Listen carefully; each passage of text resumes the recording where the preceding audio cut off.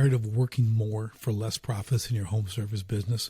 What if I could show you $100,000 in hidden annual profits in your business in less than 3 minutes? Would you be interested? And not only show you where, but how to create that 100K in 6 months or less without additional advertising or marketing spend guaranteed. Just go to sharpenthespearcoaching.com to see how truly simple it is. That's sharpenthespearcoaching.com. Do it now. And we are back on STS, Sharpen the Spear podcast, with another incredible guest. I've got Elona Lopari with us, and we are going to get into some really good stuff. But for now, Elona, backstory. No one knows Elona better than Elona. So give us some backstory, bring us up to speed, then we'll get into our conversation today.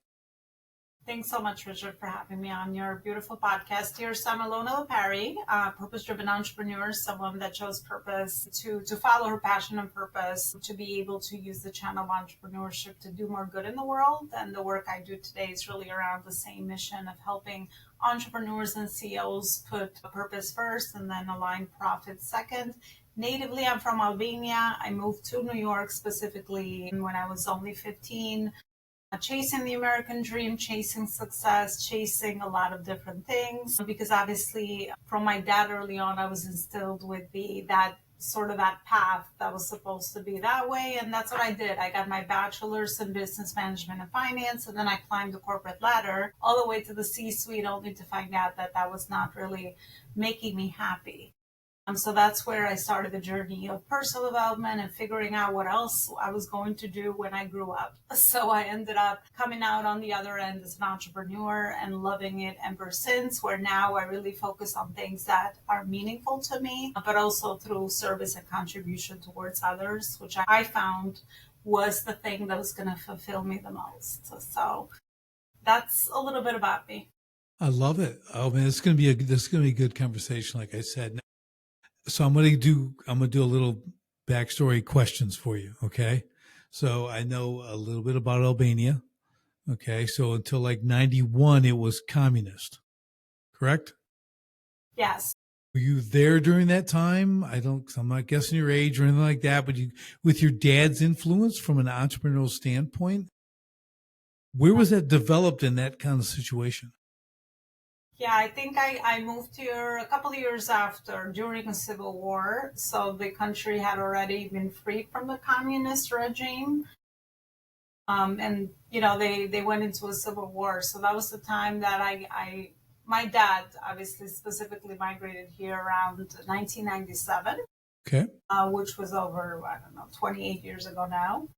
But that was the main reason for coming on. He attempted to migrate to Germany, actually, but he had to go back. So America was always the thing that I always remember him speaking so highly of, and he tried it, and he was successful in ensuring that we're able to come here, and the land of the free and the opportunities. That's also something very early on that I was told to appreciate and to value. That's great. I mean, it's, parents influence, in some aspect always, right? And it's great to hear that he had that drive, that vision, and he made it happen, because that in itself is a great story, getting you guys over here after the failed attempt to Germany and then over here. And, you got the best of everything.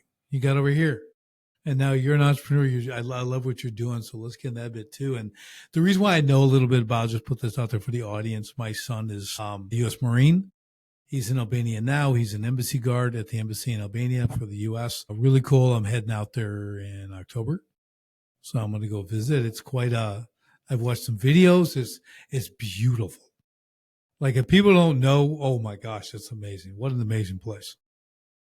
It's a beautiful country. We have beautiful nature. We have all the seasons. We have the mountains. We have the sea. We have a lot of tourism. So I think you will definitely enjoy yourself, and a lot of very vibrant social life.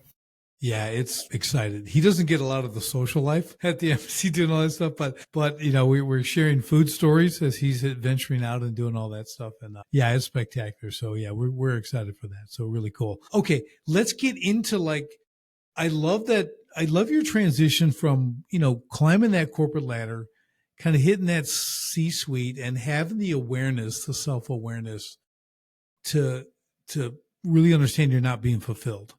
Like, how did that kind of come about? Let's kind of start with that, because a lot of people would be like, well, that's kind of what you do. That's a really good place to be. Like, what wasn't fulfilling? What was driving you? Yeah, great question. And on the outside, everything looked perfect. But on the inside, I started to feel a lot of anxiety around misalignment between what I had achieved and the fact that I had achieved it for the wrong reason. That came up to me a lot during that time of my transition from corporate to entrepreneurship, meaning that I chased all the things that I was told to chase or to focus on, but somehow that didn't really resonate with me, and I was just still lacking from within. So I guess I was missing a very important piece, which was going within and figuring out who I was and what I wanted to do, what was important to me as a person, which during those times I'd never questioned because everything was like 100-degree go, go, go to be able to achieve all these things, obviously at the cost of burnout, at the cost of some relationship troubles and things around me, which at times I was better able to manage them, and at times I wasn't. I still had my family that was growing, my 2 kids and all of that. So a lot happening at the same time. But I think the conflict arose where I really felt like, okay, so I had done all of this and on the outside it looked really great. And I guess I should be happy, but I wasn't feeling happy. So that was the question that sort of got me into going within and figuring out, okay, what do I really want? Like, what is the thing that I desire as a person, and try to discover myself in a different area based on, again, detaching from a lot of those conditions that I was part of. Right. So what was the process like when that rediscovering, if you will, whether it's how long, was it a long period? Was it a lot of testing? What do I think? What will we do? Because a lot of times when we're unfulfilled, and a lot of us have been there, right? Like, then we're trying to figure it out, but like we have to almost kind of go do things and see if it really is what we think is going to make us happy. Was that kind of your process, or do you have another way you went about it? Yeah, my process was very slow. I started dibbling my feet into entrepreneurship. I started to do coaching with executive women. I said, okay, let me just try out what else is it that I really enjoy, so that I was still employed and still started to grow my business slowly but surely. Meanwhile, I had started listening to some role models, in the personal development space. I think most people can attest to Tony Robbins events being a catalyst to, okay, there's so much more that I don't know. So I started to follow and really, surround myself with books and podcasts and things like that to try to grab as much information as I could to figure out, okay, well, what else is there, and how is it that I could start to explore this area. So that's how I began, and then eventually started my business slowly but surely. Tested a lot of things, especially when you start a new business. You don't know what you don't know. I was very successful working for a corporation, but obviously I was under very, their structures and their systems, which were already built. But when I was out on my own, it's almost like I had to figure out everything, on my own, which helped me a lot because I tested a lot. I made a lot of mistakes, and through that process of trial and error, eventually I landed. I don't think we ever land anywhere. It's still a process of evolution, but at least I connected a lot of things with the work that I was doing, that was going to be the thing that I was really strong at, which always what stood out for me is business and leadership. These has always been the two pillars that I lean on according to what really I feel like I can provide the most value, results, but also that will make me happy to help other people to do. And I started meditating. That was a big change for me at that time. And I have never stopped. And every time I try to go deeper and deeper with that practice, and then connect it to the spiritual as well, and figuring out that way, there's not only the material that we see, there's like a whole other world. Sure. So those are some of the things that I did to kind of, dip my feet in the water and try to figure out what else the new purpose I was seeking, the new thing that was going to make me happy. Yeah, I love it. I mean, it's more than a few little things. That's a lot of work there. And I love what you said about, and people have to get this before they even begin. They have to commit to doing wrong things. You're going to mess up. You're going to do wrong things. You're going to make the wrong decisions. That's just part of the development, right? That's just finding your way. If you think it's going to be, first choice is right on and life's all going to be that, you're going to be disappointed pretty quick, because like you said, you don't know what you know. I was the same way. I'm in the business now 35 years, made a lot of mistakes the first 20. And then still made more after that, right? So it's like no one's immune to this. The old saying, no battle plan ever survives the first shot, right? We get it. Things happen and business is that. And that's why I think, and I think you've kind of discovered this, and you can correct me if I'm wrong, but that ability to adapt and develop a constant changing landscape, that's business, right? It really is daily. You're really dealing with stuff on a daily basis, and you're getting into the coaching space, right? That's your primary thing, looking how to work. And so you got client acquisition, and then you got programming, right? Then you got results. You got all these things you have to worry about because people don't think about it. They think you're just like going to go talk to someone like a therapist or whatever. I don't know, but sometimes it's like that. But other times it's, there's really a process. All this has to be developed in order to be successful. You agree? You're speaking my language, Richard, because I always say the same thing, that everything is a process, right? There are certain steps and things that we take to be able to get to a certain result. And that's true for life and business as well. And which is why I fell in love with entrepreneurship. At times I'm like, whoa, I was born for this. I guess that's why I was pretty successful in the corporate environment I worked in, because it's like the school of life. You're learning from experience. There's so much freedom to create, so much freedom to make mistakes. Some are costly, some you can learn from other people's experience and pain, but you still got to go through the journey on your own. And there's so much room for your own personal growth in business. And actually it's really connected, together. And there isn't one thing without the other. So as soon as I just connected those bigger dots to be, it's like, this is it. This is what I'm going to do for the rest of however many years that I get to do what I do. And yeah, this is just a lifestyle at this point. So I think that's kind of also what I discovered in the journey. And there's no such thing as, I've learned something. I just gained experience and I've learned from all those mistakes. But I'm sure if I navigate into something new, I'm going to be a beginner again.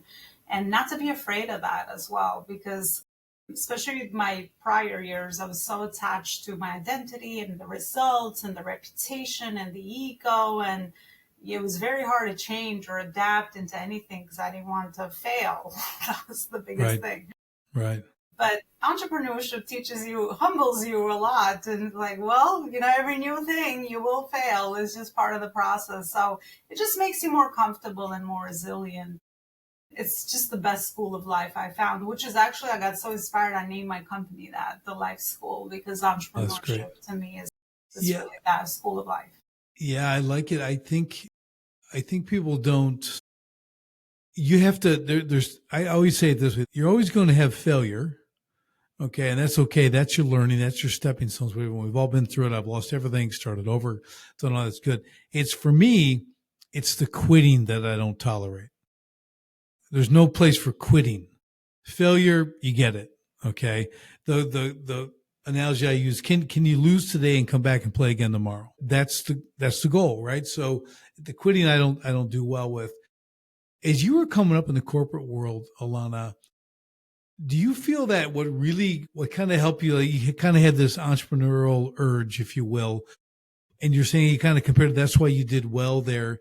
Would you tie that to because you had kind of an ownership mentality as you moved up towards the C-suite? Were you thinking like, this is my company, so I'll do this? I'm just curious with your mindset during that corporate climb, because normally people have that kind of thought process. That's why they're great entrepreneurs. Was that your case? Yeah. I would like to piggyback off of something you said that was really, I think, important and something that's repeated for me as well. Entrepreneurship teaches you how to be patient. Yes. Teaches you how to persevere despite challenges and to watch the timing of things, because it's just like life. You're not always going to have the successes that you want. It's like loops that you go through. And if you just be observant around the process, you realize that patience at times is the only thing that is required. So I like that you also mentioned that. I think the thing that made me the most successful in my company is pretty much taking ownership, of course, but also understanding that everything that was coming to me, I was going to go above and beyond and think outside the box. I was never usually somebody that liked to just directly like follow the rules and be like, this is the only way. I've always been very creative, and to me, everything that was handed to me or the things that I saw were like almost naturally. I was always like naturally creative, and the leadership aspect of involving other people and valuing other people. I always was good at top talent, meaning I always valued individuals and their contribution. I think we're different, we're complementary to one another, so we could do so much better together. So I think that was the other component that was really important. But then I think the other one was just thinking outside the box. I'm like, well, if we can do this or that, and just gathering contributions from other people and just seeing everything as a unity rather than just my own ego or like something that I wanted to get credit for. I think were the components that always, made me improve myself in the process, but also improve the results, and just continue to understand that everything is a process of continuous improvement. Right. So as long as we begin somewhere, we always have a chance to make it better, become more intentional, and get closer to the results that we're seeking. So I think that is something that has repeated, and I also utilize in entrepreneurship. Yeah, you described a number of entrepreneurial traits, okay, that you innately had. You saw it. The taking ownership, the big thing you talked about there was actually innovation, right? You're innovating. That out of the box thinking, that's innovation. And I think when people rise those levels, whether you're in the corporate setting or the entrepreneurial setting, the ability to innovate is what it's about, because innovation is also you can also known as problem solving. Innovation really is problem solving, right? When you think about it, because you're usually when you solve a problem, you've created something new. Because if the problem hadn't been solved before, you're actually creating the process or result or something to do that. So I love that you've kind of had that as part of who you are, because that's not again, entrepreneurs are a small group. They're a certain breed of people for the most part. And I think you kind of, you were enacting on that during your corporate climb. So without knowing, probably you're honing these skills that are going to cross over into the entrepreneurial world and really in the world to really give you kind of a leg up and the speed to success. Because you're not going from your worker, like you're saying, somebody just doing what you're told and punching the clock and leaving when you want and forgetting about the work. You had an investment in your corporate climb in what you did. And that, again, when you step off to do entrepreneurship, that's a leg up. That is a quicker rise to a semblance of success, not the total success. But a lot of times people don't realize that they're self-training, especially entrepreneurs. They're working for other people. And I'd always see like, why do you do it this way? I was always like finding a better way. That was like one of my things, going like, rather than Marine Corps, I'm washing dishes in a bar. And I'm like, and they're showing me they got this whole, it's a huge place. And I'm like, this is the most backwards way. I'm like, and I changed the whole dishwashing system. That's what a nut I am. Okay. But then I was 3 times as fast as anybody else. Getting the stuff, get them out, it's just, yeah, it's stupid, but it's like, but then I'm like, I need to work for myself. And then, a year or two later, I'm doing my own thing.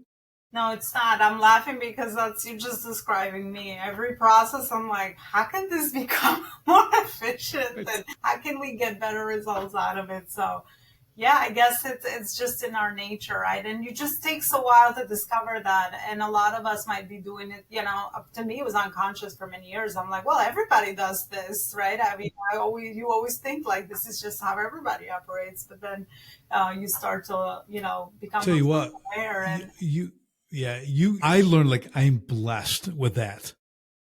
To be inefficient is a curse. I'm like, that's a curse. I don't know how you can even get through the day. That's how I look at people. So I kind of get that separation. How many times it served me so well all these years, regardless of what the business is. Even my first business, 20 years, we literally like dug holes, right? I'm building water features, putting rocks, but we became so efficient we nicknamed ourselves the Special Forces of Pond Building, because I could do with 3 guys what took other people, and I could do it in like 2 days, would literally take other companies 10 or 12 guys, take them 30 days.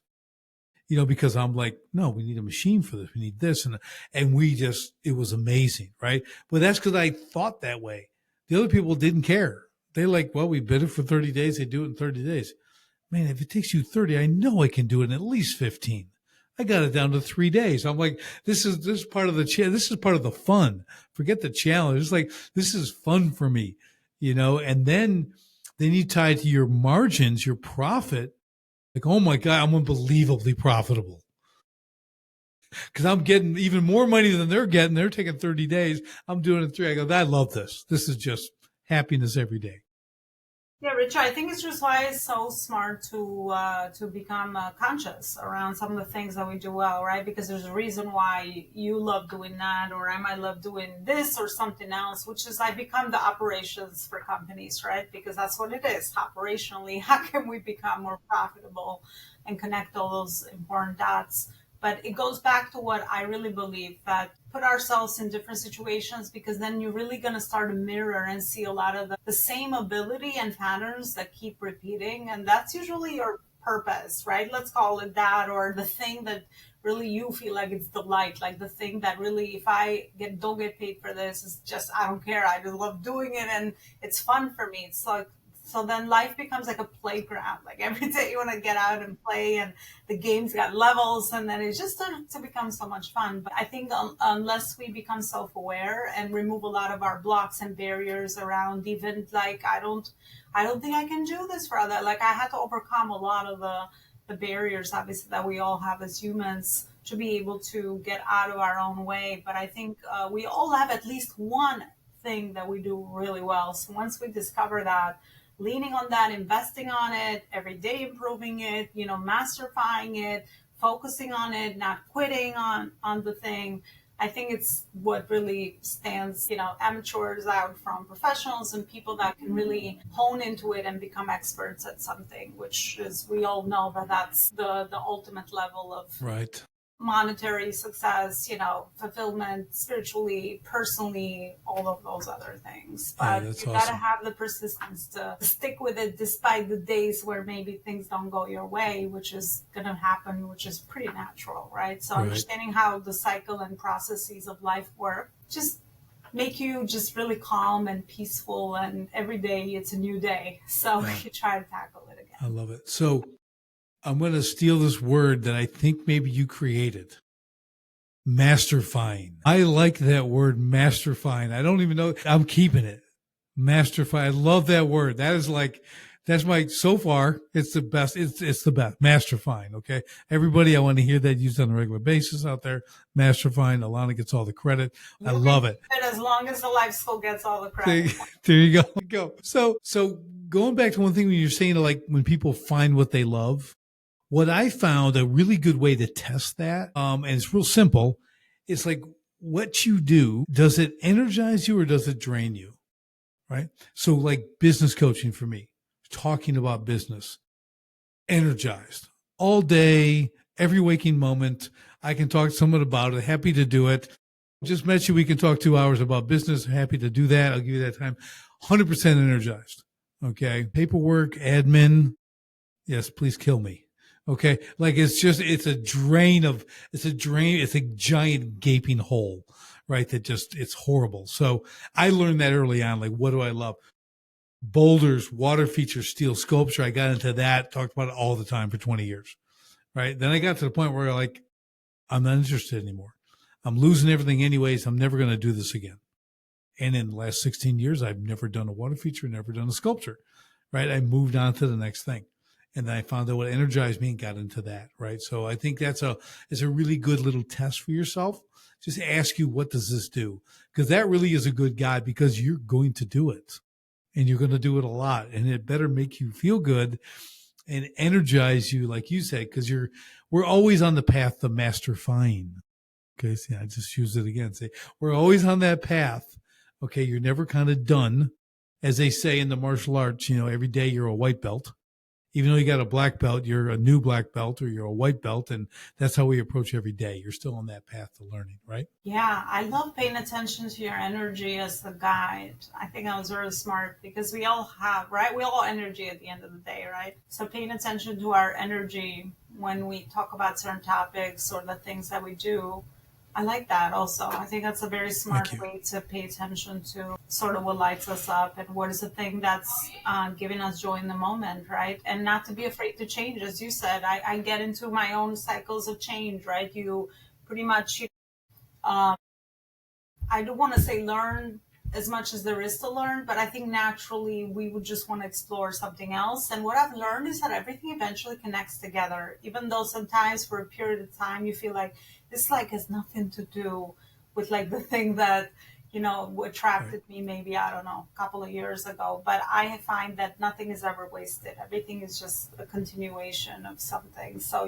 it comes in handy for something else, and then there's definitely patterns that repeat, and I think paying attention to those, which is why I talk a lot about conscious leadership, paying attention to those patterns is really smart in the way we make decisions. And whatever comes, obviously, to our awareness is something we see. If it's not there, then we don't see it. And it could really maybe hurt us when we make decisions if it's something that's not seen. But innovation lies in being conscious, right? Hmm. Because you see it before it's here. That's the whole point of visionaries and people that, are really working in that on that aspect of things, and you come Yeah, up I with think that new thing.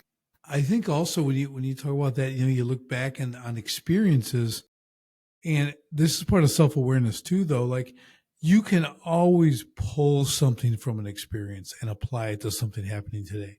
Doesn't matter what you could have been 8 years old and done this thing, and it still will apply. It's your ability to remember it and find the application of that in today's stuff, right? Because nothing's done in vain. It's like when you go through seasons, right? I have a season doing this and a season doing that, and I do this where I raise my kids. Hey, we had the season of that. Now they're older. Great. What's next? Oh, grandkids. Okay, we got to do that, or another business, or we're gonna pivot and go a different direction. But all that experience is what really makes us valuable. Okay, and as an entrepreneur, you start to stack these experiences, and then you're able to give more to your people, your teams, other people you may start to mentor, right? Like you're taking this experience that they could never know. That's why you and I, at an early age, when you're young, getting into entrepreneurship, you can't even imagine how many mistakes you make. Okay, because the problem is you think you know everything. That's the curse of being young. Okay, you think you got it all figured out, so you get to exponentially make mistakes. Okay, so what you learn when you get later, like, hey, if I would have just listened to people who had been there, it would have saved me a lot of time and pain. But we don't because we know everything. So if you're wise enough to know you need wisdom, you need to surround yourself with wisdom. You're gonna shorten the learning curve, and you're gonna get where you want to go a lot faster. Yeah, that's great. So let's get into kind of you're developing the business, you're doing coaching, like kind of fill us in on what specifically you're doing now, right? Let's kind of share like what do you do? What does that kind of look like? Walk us high level through the process. We don't need absolute details, but kind of give us a high level, talk a little bit about results, kind of let us know like what does it look like for you in this position? At this point of my evolution, I like to call it that, I focus on consulting. So consulting startups all the way to companies in the 10 million revenue, where mostly after a million or so in revenue, I morph into their fractional COO operations, where I help them under the pillars of branding, marketing, sales, systems, and team, which is what I've seen are very important pillars in scaling any company. And I help them obviously become very efficient in their operations, create consistent income, or scale their companies for exit with the end in mind. Because at the end of the day, a business is really an independent entity made up of people and processes. So really setting up the company that way is the way to obviously be more valuable in the market, but also ensure that you're building an asset and you're not just building something that's connected to you personally as the owner. So that is what I do today. Again, based on the level of where the business is, I specialize in the service industry. I love the service industry because of its challenge with scaling. but also because it's in the name, service towards others and contribution. So that is what I do. So I do it through consulting and then morphing into fractional COO, which is really the same type of methodology and framework that I use for both, just solving different problems. When you are obviously smaller, under $1 million, you're creating more of that structure, the systems, the consistent revenue, and then later on you focus on scaling your operations, your processes, and your people. Yeah, it's that 0 to $1 million. And only 4% of all small businesses break that 7-figure mark. Think about that. That's just 1 million. So it's kind of interesting when you get there. And I think the challenge is if these, I'm calling them younger businesses, right, in that 0 to $1 million range, they're doing 300, 500,000 a year, whatever. If they understood what we're talking about, systems, processes, right, being duplicatable, no one starts that early enough. Okay. And usually it's why they never get to 7 figures. You probably, tell me if you agree with me, if we had to boil it down to one thing that keeps people from hitting 7 figures, it's that, right? The inability to create systems and process for growth and scale, right? What do you think about that? You think that's probably the truth? Absolutely. Also, what I've seen, Richard, is that because main decision makers don't understand the cycle of growth, they're focusing on the wrong priorities at the wrong phase and stage of business, which obviously gives you the results that it gives you. It's mindset and strategy, right? Most founders get comfort zone, right? And they don't want to risk anymore, right? Depending on where they are, because business takes so much energy, time, commitment, is challenging. I find that a lot of founders, either consciously or unconsciously, they just settle for a certain level of success. But business is like life. If you're not improving, you will go the other way. You can't stay in the same spot. So they learned that a hard way, which is why most of them go the other end. And I don't know what the latest percentage, but the percent of failure in businesses, but somewhere around 90 plus up it's there. 90% in the first 5 years. No, it's 97. 97 is what I've 97. Yeah. Sorry. Because I was thinking, I did a webinar and they said, listen, you're getting into business. I had a whole startup, program. And I'm like, there's a 97% failure rate in the first 5 years. Then the next picture is a bunch of Navy SEALs carrying a boat. I go, that means you have a better chance of becoming a Navy SEAL because they only fail at 90% to get in. I go, so right. So you're like, wow. Like I try to put it in perspective, like, you're embarking on a journey that most people fail at. Right. And that's why if you're listening to a podcast like this, listen to Elona talk and speak on these things. Like I try to emphasize this system and process stuff, this understanding where you're going. I use exit strategy a lot, right? I said, you should have that figured out before you launch your business. How long and how much, right? So you can reverse engineer, make great decisions, know the systems you need to build.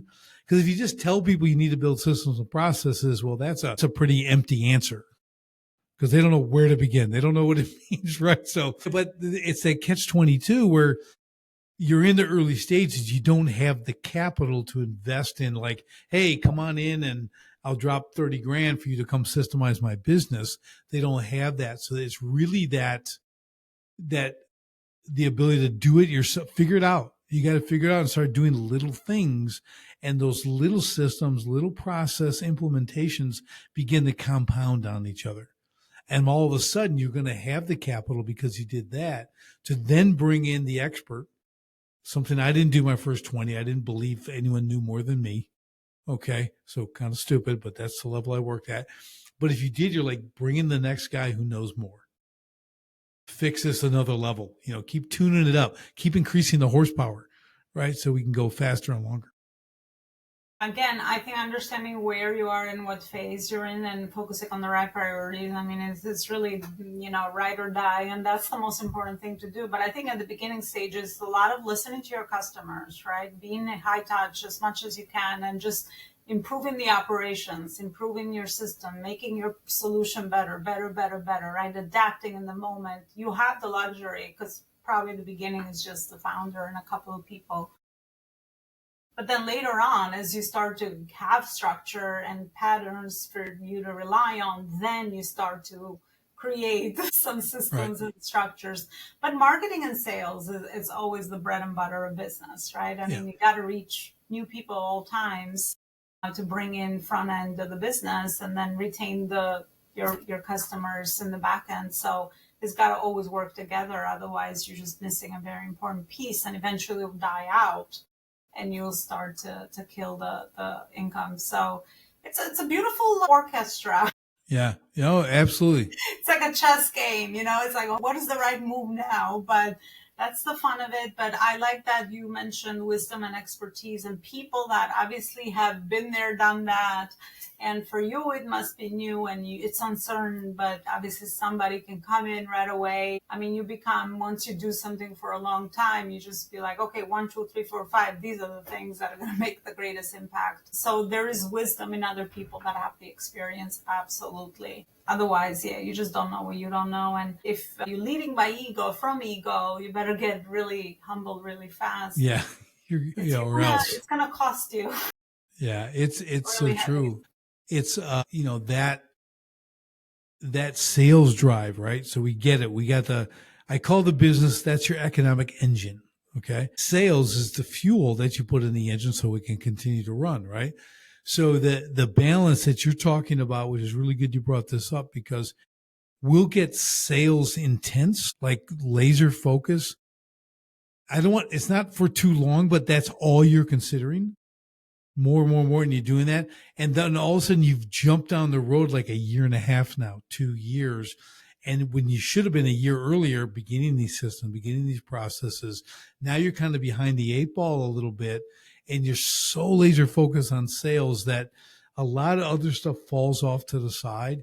And now you got to go back and clean that up, put it back together so you can go to the next level, because you're going to hit a ceiling relatively early in the sales department, because when you don't have the other components together, you're not able to move to your next level of clients, next level of service, right? And you talked about the service industry, which is what I deal in as well, right? Trades, construction, things like that. That's you got people who have skills, they have talent, they have the ability to do things, but they don't understand the business side. So they get out and they're selling and they're doing great work and all this stuff, but all of a sudden that business stuff starts to just slowly pull them backwards because they're not paying attention to it. That's what happened to me as well. So we've got to look for that balance, and usually it's a sacrifice you need to make early is to bring experts in. Okay. Like make it work. Okay. We all know we all have not had money and then found money. It's just a magical thing, right?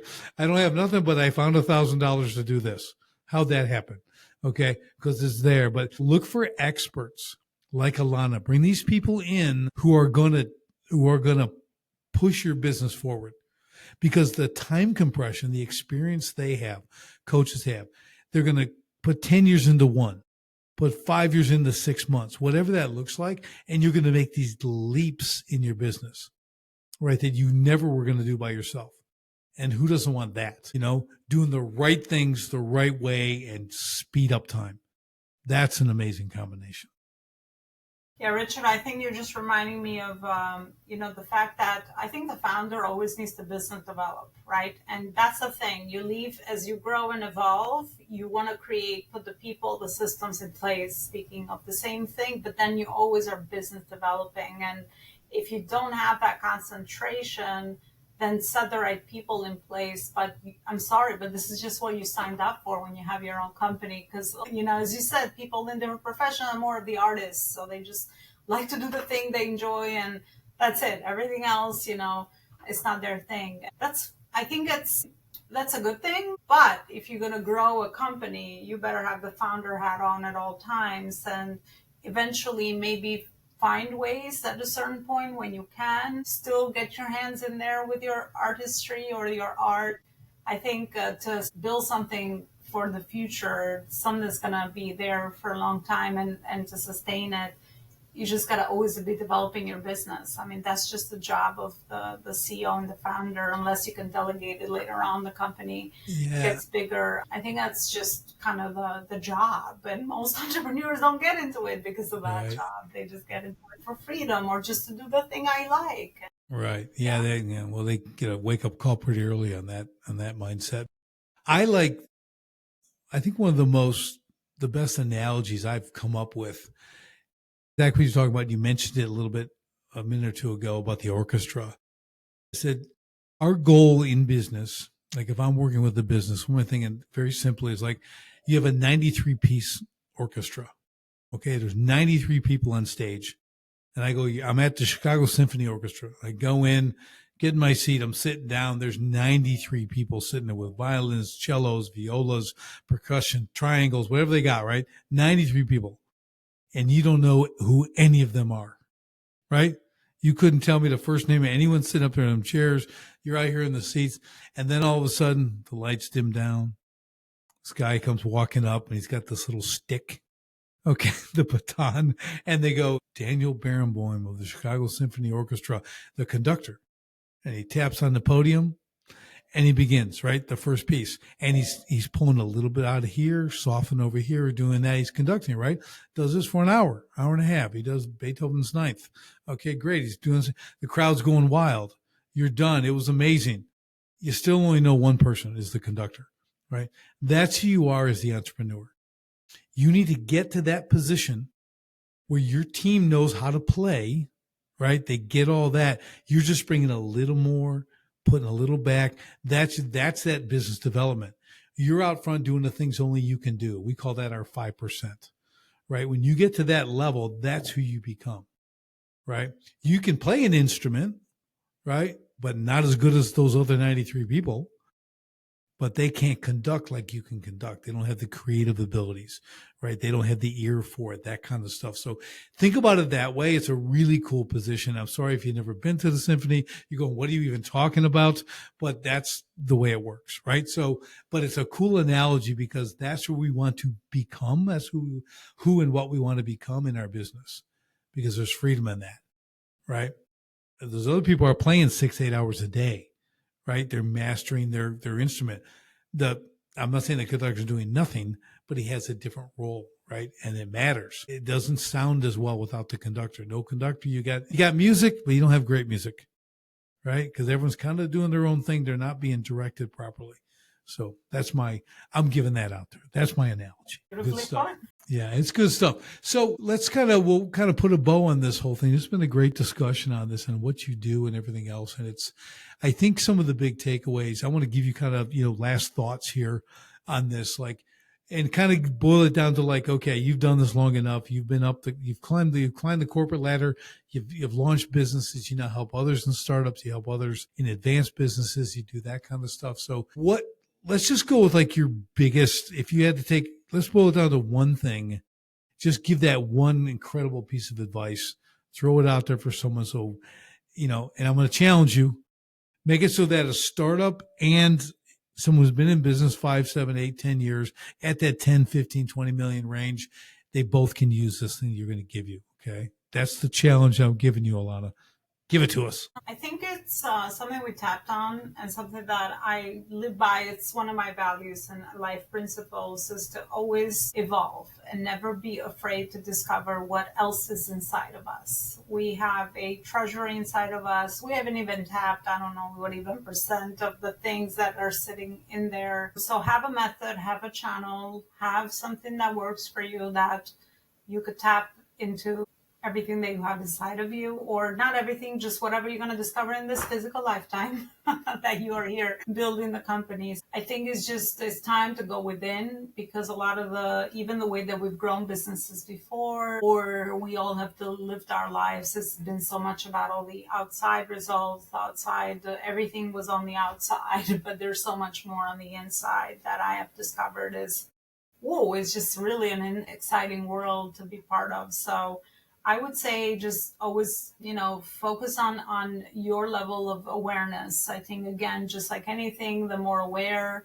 you can become around certain things, the more innovative you'll be, the more You'll be aligned with things that matter to you. You'll build something that is important to you, but also most important, you'll do it for the right reason. Because I realized one last secret, that doing something for the right reason that works for you is really the measurement of happiness, fulfillment, joy, all those things that we desire as humans from all the pursuits that we have. Because at the end of the day, we're growing a company for a lot of those, to fill a lot of those things and needs that we have on the inside. And we're all seeking the same thing. Some of us just do it through entrepreneurship. Some of us do it through, marriage or partnerships or things like that. But we're all kind of like seeking the same things. Never never stop exploring your inner world. I think that's going to become the best competitive advantage someone can have in business as well. Excellent. Yeah, I agree with you. That's well said. And we're going to leave it at that. That's so good.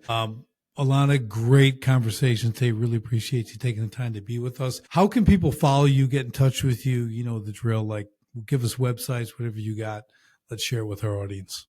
Well, thanks so much. I really had a great time just sharing, right? And hopefully was in service to the listeners. I think the next best step is to go to my website, Elona Lopari Coaching. I try to create a little hub there where people can just get focused, find a few free resources as well around scaling their companies and aligning purpose with profit. So that will probably be the next best step. And let's connect on socials. I'm everywhere. Probably LinkedIn will be a good platform for all of us to further connect. And stay in touch.